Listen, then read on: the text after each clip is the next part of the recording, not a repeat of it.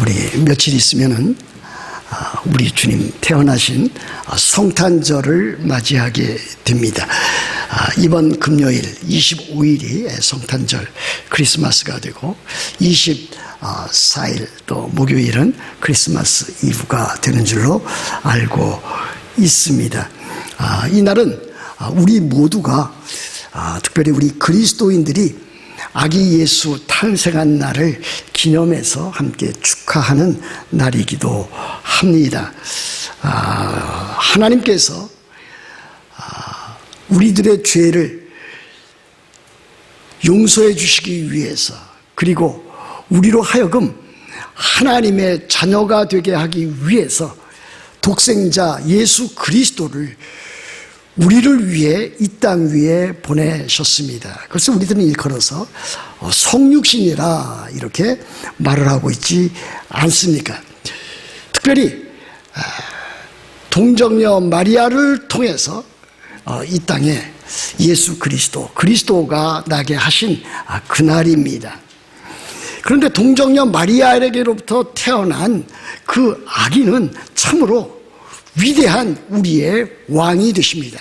그러나 위대한 왕 이상으로 그분은 하나님으로서 사람이 되신, 참 하나님이 참 사람이 되신, 참 신이 참 인간이 되신 그와 같은 놀라운 일을 우리들에게 보여주고 있습니다. 그 일을 통해서 하나님께서는 우리 죄인에 대한 그 무한한 사랑을 우리들에게 예수 그리스도의 탄생을 통해서, 예수 그리스도의 죽으심을 통해서, 예수 그리스도의 부활하심을 통해서 우리들에게 나타내셨습니다. 요한복음 3장 16절에 이와 같은 말씀이 있는 것 여러분들이 잘 알고 있습니다. 하나님이 세상을 이처럼 사랑하사 독생자를 주셨으니 이는 누구든지 그를 믿는 자마다 멸망하지 않고 영생을 얻게 하려 하심이라 그랬습니다. 참으로 이 세상에 오신 우리 주 예수 그리스도, 우리의 주님이 되시고 구주가 되시고 하나님의 아들 예수 그리스도, 그분으로 말미암아 우리들이 구원을 얻고 하나님의 자녀가 되고 하나님의 자녀답게 이 세상에 사는 것이 얼마나 참으로 복된 인생인가 하는 것을 이 계절에 우리들이 다시금 깨달아 믿고 나아가야 할 것입니다. 오늘 저는 며칠 있으면 다가올 성탄절을 맞이해서 아기 예수님을 통해서 예수 그리스도를 찾아오신, 아기 예수를 찾아오신 동방 박사들, 그들의 삶을 통해서 우리들이 얻을 수 있는 몇 가지 교훈을 함께 찾아보고자 합니다. 과연 동방 박사들은 어떠한 사람들이었으며 어떻게 해서 그 먼 곳에서 아기 예수 그리스도를 찾아왔겠는가 하는 것이 오늘의 우리들이 살펴볼 내용입니다. 그래서 오늘 본문 마태복음 2장 1절부터 12절 말씀이 이와 같은 사실을 아주 잘 보여주고 있습니다. 오늘 여기 성경에 보시면은 1절에 보시면 헤롯 왕 때에 그랬습니다. 성경에 보면은 헤롯 왕이라고 하는 인물들이 여러 나오고 있습니다. 그야말로 동명이인들입니다. 물론 헤롯 대왕으로부터 출발해서 그 이후에 나오는 여러 헤롯이라고 불리는 이름의 왕들이 있었습니다. 근데 여기 나온 헤롯 왕은 다름 아닌 예수님 태어나실 때에 헤롯 대왕을 가리킵니다. 영어로 말하면 헤롯 the Great, 헤롯 대왕입니다. 헤롯 대왕 때에 바로 예수께서 유대 베들레헴에서 태어나셨는데 그때에 동방으로부터 박사들이 예루살렘에 이르렀다, 그렇게 말하고 있습니다. 그러면 여기 우선 동방으로부터 그랬는데 이 동방이 과연 어디를 가리키겠는가? 이스라엘 백성들은 남방 유다가 멸망하면서 바벨론 제국의 포로로 잡혀갔습니다. 그런데 그 바벨론 그 제국은 또다시 그 페르시아 바사 제국에 의해서 멸망을 당했습니다. 그러면 우리들은 이 동방이라고 하는 이 장소를 우리들은 바벨론 제국 하에 있었던 어느 장소 또는 페르시아 제국 내에 있었던 어느 장소로 여러분들이 그렇게 아시면 되겠습니다. 아마 바벨론 제국에 있는 어떤 그 장소라기보다는 페르시아 제국에 있었던 어느 장소라 그 동방이라 그렇게 보시면 그것이 더 옳지 않을까 그렇게도 여겨집니다. 동방으로부터 박사들이 예수님 태어나신 이제 베들레헴으로 이제 가게 되었는데 우선 그들이 도착한 곳은 예루살렘이었다 그랬습니다. 그렇다면 또 여기 나타난 동방에 있었던 그 동방 박사들은 누구였겠는가 하는 것이 또 우리들이 살펴볼 내용이 될 수도 있겠습니다. 동방 박사들은 어떠한 사람이었겠습니까? 우리들은 찬송가 가운데서 동방 박사 세 사람이 참 우리 주님께 드릴 그 예물 뒤에 나오겠습니다마는 황금과 유향과 모략을 드리기 위해서 왔다고 하는 것을 알고 있습니다. 그래서 우리들은 통속적으로 또 모든 또 대화하는 가운데 또 찬송가 가운데 영화 가운데 이 동방 박사들이 각기 한 가지의 예물을 드려서 세 명의 동방 박사들이 출현해서 나타나서 아기 예수님께 경배하고 예배한 것이 아닌가 이렇게 말하고 있습니다. 그러나 그것은 아주 정확한 것은 아닙니다. 세 명이 될 수도 있지만은 그렇지 아니할 수도 있습니다. 우리들의 통속적인 그와 같은 생각을 좀 깨부수는 그와 같은 이야기가 될 수도 있겠습니다만은 동방 박사들이 꼭 세 명이라고 주장할 필요도 없습니다. 또 단순하게 동방 박사 세 명만 왔다 그렇게도 말할 수 없을 것입니다. 주된 인물은 동방 박사들이었지만은 그를 따르는 여러 종들도 그들의 위치와 그들의 신분을 보았을 때에 다른 일행들도 있었을 것이다. 우리들이 이렇게 추론해 볼 수도 있습니다. 근데 우리나라 성경에서는 이 박사들이라 이렇게 번역해 놓았지만은 그 아래 추석해 놓은 우리나라 개혁 개정 성경 아래도 어떻게 되어 있냐면 점성가들이라 그렇게 말을 하고 있습니다. 어떤 영어 성경에서는 이 점성가들을 일컬어서 wise men, 현인들이라 이렇게도 표현해 놓은 것도 있습니다. 이들은 박사들이었고 또 한편으로는 점성가였으리라 우리들은 그렇게 추론해 볼 수가 있겠습니다. 헬라어로는 이게 복수로서 마고이 이렇게 되어 있습니다. 이 마고이라고 하는 그 말은 이제 복수 형태로서 이제 마고스라고 하는 단수의 이제 복수가 되는데 영어 성경을 찾아보면은 이 머자이 또 이렇게 또 되어 있는 것을 우리들이 보게 됩니다.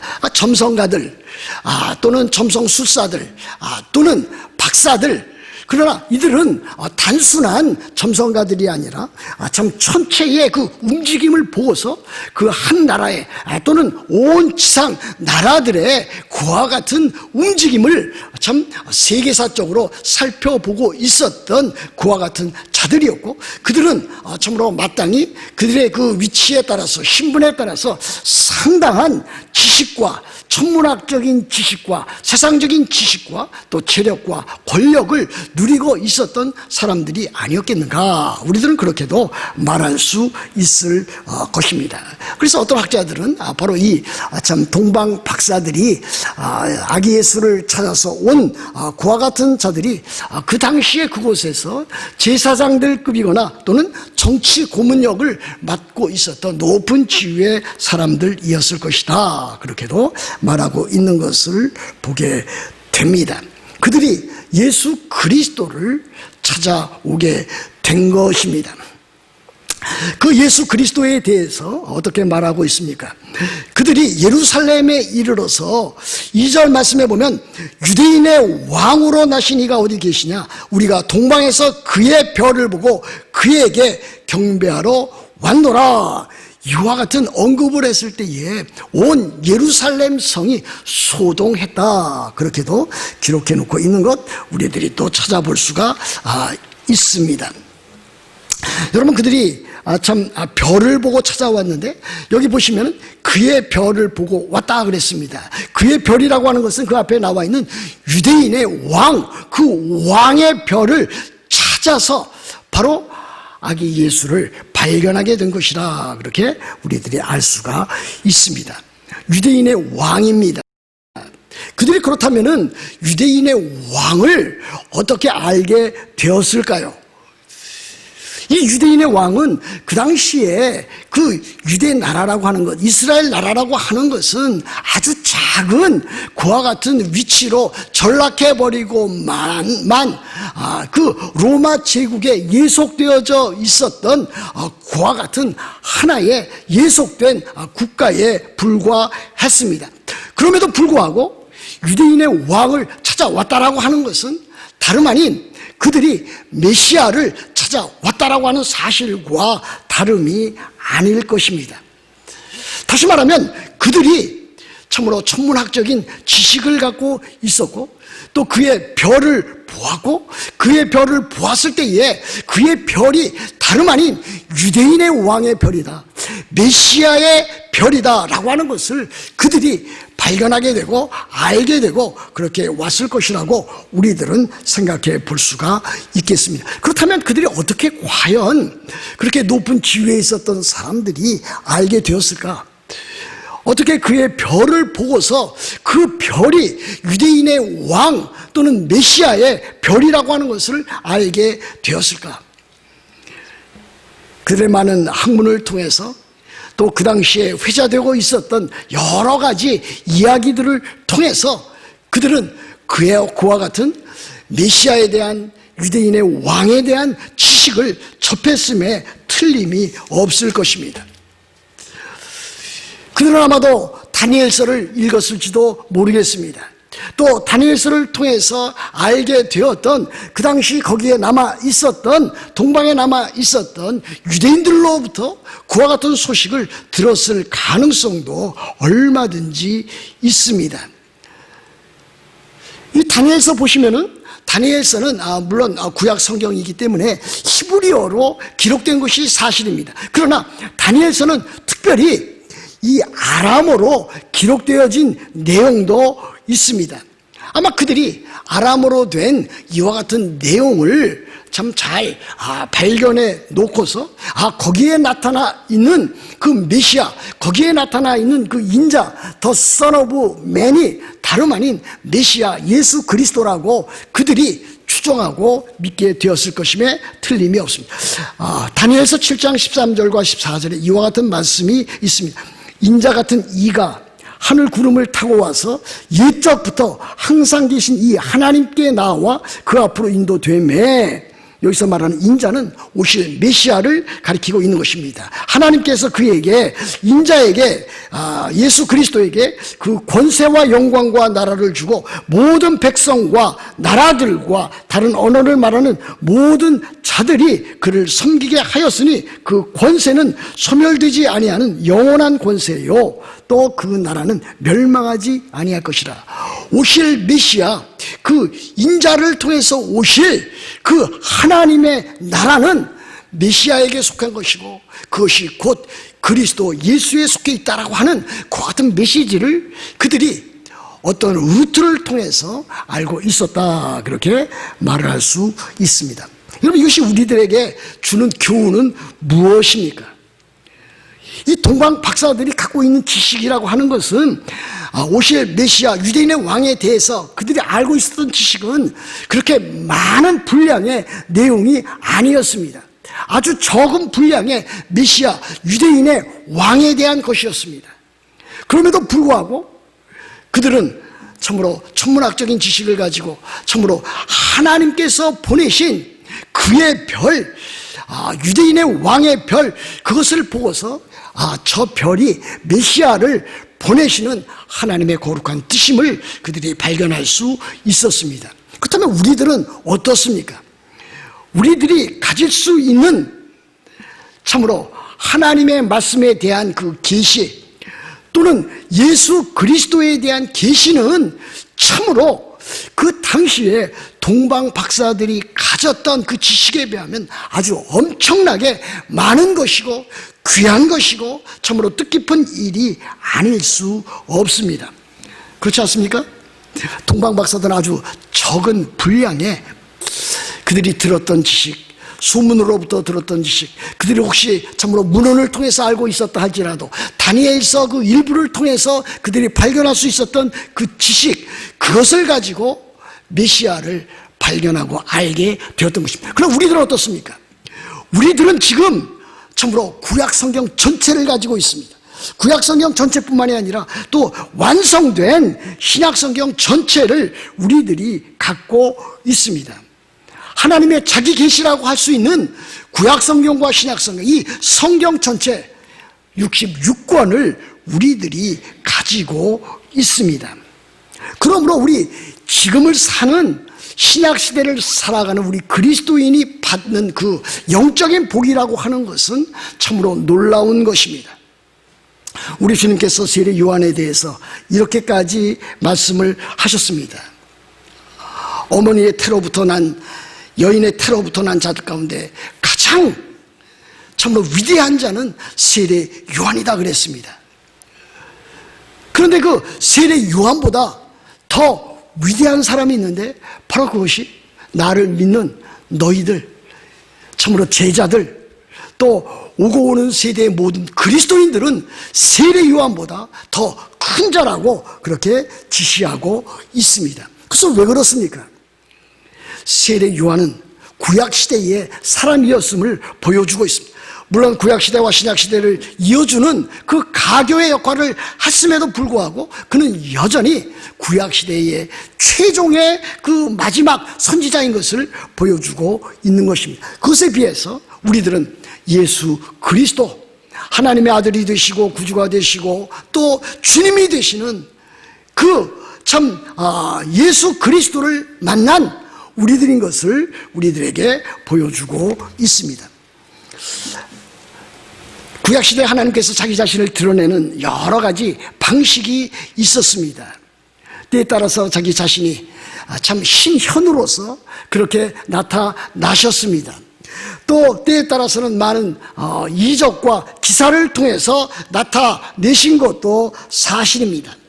또 때에 따라서는 꿈이나 환상을 통해서도 자기 자신을 그렇게 나타내 보여주셨습니다. 그러나 히브리서 1장 1절부터 3절 말씀해 보면 이 마지막 때에 하나님께서 누구를 통해서 자기 자신을 온전하게 나타내 계시해 주셨는가? 바로 그의 아들 예수 그리스도를 통해서 나타내 보여주셨다고 했습니다. 그와 같은 일들이 사도들과 선지자들에 의해서 우리들에게 예수 그리스도에 대해서 보여준 역사적인 사실입니다. 우리들이 여기서 알 수 있는 아주 귀중한 사실은 무엇입니까? 요즘도 많이 논란이 되고 있지만은 우리들은 하나님께서 구약시대에 나타내 보여주신 신현이라든지 또는 이적이라든지 또는 꿈이나 환상, 그와 같은 것에 이제 우리들이 더 연연할 필요가 없다라고 하는 사실입니다. 물론 여러분들 가운데서도 여러분들 주변에서도 영적인 많은 체험이 있는 그 같은 사람을 만나볼 수가 있을 것입니다. 아마 그것이 여러분 자신이 될 수도 있습니다. 그러나 중요한 것은 우리들이 이제는 참으로 가장 중요히 여기는 것은 구약성경과 신약성경, 참으로 성령으로 말미암아 성령의 감동으로 말미암아 완성되어진 구약성경과 신약성경이 우리들에게 주어졌고 그 모든 것들이 하나님의 아들 되신 예수 그리스도로 말미암아 최종적으로 우리들에게 선포되어졌다라고 하는 사실이 아니겠습니까? 그러면 우리들은 더 이상 그와 같은 일에 연연할 필요가 없습니다. 우리들은 우리 주어진 하나님의 말씀, 이 성경, 또 성경을 잘 우리들에게 나타내 보여주고 있는 역사적으로 증명이 된 여러 신조라든지 신앙 고백서, 이와 같은 일들을 우리들이 중요히 여겨서 그것을 잘 배우고 공부하는 일이 필요하다, 그렇게 믿는 것입니다. 여하튼 우리들에게 있어서 참으로 성경은 매우 요긴하게 필요한 것이 될 것입니다. 우리 2020년도에도 우리들은 무엇을 해나갔습니까? 성경 1년 1독하기로 우리들은 그렇게 했습니다. 아마 여러분들 가운데서도 몇 분이나 거기에 따라와서 잘 이루었는지 알 수는 없겠습니다만, 나중에 확인해 볼 수 있겠습니다만, 성경 1년 1독함으로 성경 읽는 일이 얼마나 소중한 일인가, 또 성경 공부하는 일이 얼마나 소중한 일인가. 우리들이 또 매주마다 성경 읽기 문제집을 통해서 우리들이 성경을 읽어나가고 있지 않습니까? 여기 여러 많은 분들이 참으로 따라와 주셔서 매우 저는 기쁜 마음으로 그렇게 여기고 있습니다. 우리들이 성경을 통해서 우리들이 예수 그리스도에 대해서 알 수 있는 것입니다. 예수 그리스도께서 성육신하시고, 예수 그리스도께서 십자가에 못 박혀 죽으시고, 예수 그리스도께서 죽은 자 가운데서 사흘 만에 다시 살아나시고, 또 그분께서 참으로 하늘에 오르셔서 지금도 하나님 우편에서 우리를 다스려 주시고, 또 우리에게 교회를 허락해 주셔서 우리로 하여금 이 악하고 험한 세상, 사고와 질병과 역경이 많은 이 세상 가운데서도 그리스도 예수 안에서 서로 한 교회를 이루어서 신앙생활에 나갈 수 있다라고 하는 것을 다름 아닌 성경을 통해서 우리들에게 보여준 일이라 하겠습니다. 어떻게 해야 될 것입니까? 여러분들이 성경을 읽으셔야 될 것입니다. 여러분들이 성경을 공부하셔야 될 것입니다. 여러분들이 성경을 묵상해 나가셔야 될 것입니다. 여러분들이 성경을 여러분들이 삶에 적용하고 실천에 옮겨 나가야 될 것입니다. 우리들은 주로 사람은 잘 변하지 않는다 그렇게 말을 하고 있습니다. 그것은 바른 이야기입니다. 그러나 그것이 절대적인 것은 아닙니다. 하나님의 말씀을 통해서 우리들이 거기서 복음을 발견하고 그 복음을 믿고 우리들이 그 복음에 합당한 삶을 살아가면 우리들의 삶은 변화되어지지 아니할 수가 없는 것입니다.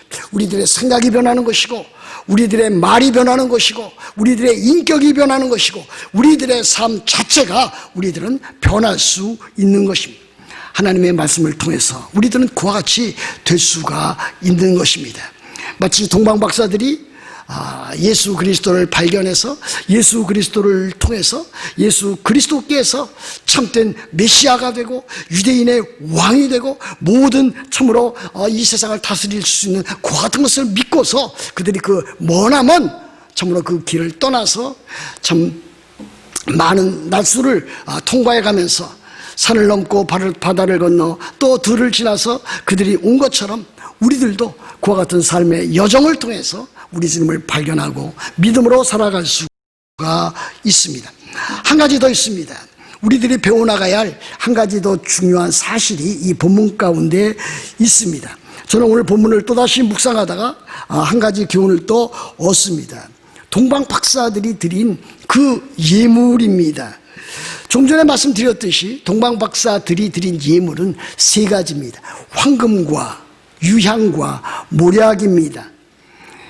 사람들은 그 유향을 발음을 좀 잘못해서 유황으로 발음하는 사람들이 많이 있습니다. 유황이 아니라 유향입니다. 그래서 그 동방박사들이 드린 그 세 가지 예물은 황금인데, 그 황금은 왕의 그 통치, 왕의 주권을 상징한다고 그렇게 알려져 있습니다. 곧 예수 그리스도께서 왕이 되셔서 예수 그리스도의 왕권을 가지시고 이 땅에 오시고 이 땅을 다스려 나가시는 분이라고 하는 것을 보여준다고 하겠습니다. 그 다음에 나와 있는 것이 다름 아닌 유향입니다. 유향은 이스라엘 백성들 가운데 이제 제사장들이 하나님께 제사를 드릴 때 아주 중요하게 빠짐없이 사용했던 그와 같은 것입니다. 제단에서 또는 성소에 있는 그 향단에 그 유향을 통해서 참으로 나타내 보여주었던 제사를 드렸던 그와 같은 일입니다. 그러므로 이 유향이라고 하는 것은 예수 그리스도의 제사장 직분을 보여준다고도 하겠습니다. 그래서 이와 같은 일들을 통해서 참으로 거룩한 제사장들이 드렸던 그와 같은 유향이 곧 예수 그리스도에게 드려졌기 때문에 예수 그리스도의 그 직분이 거룩한 제사장의 직분을 가졌다 하는 것도 볼 수가 있습니다. 모략이라고 하는 것은 무엇입니까?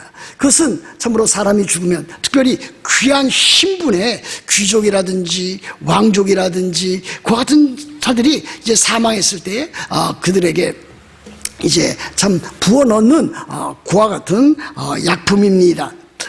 그러므로 그와 같은 것은 참으로 썩지 아니하는 그와 같은 것을 보여주는 것으로 예수 그리스도의 순환과 죽음과 부활까지도 상징한다고 할 수가 있을 것입니다.